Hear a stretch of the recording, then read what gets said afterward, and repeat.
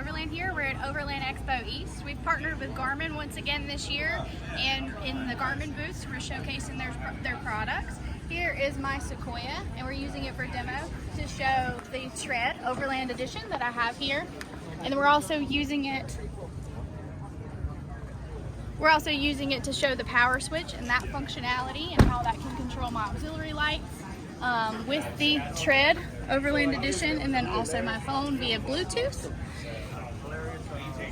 And then over here in the booth we've got a lot of display products. We've unveiled the new Phoenix 8 series watches, and you can come here and check those out. Financially,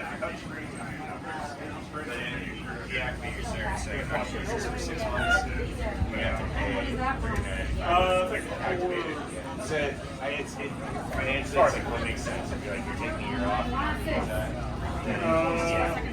Yeah, it depends on what I want. So what is the advantage of the 8 over 7? So we went to AMOLED on 8.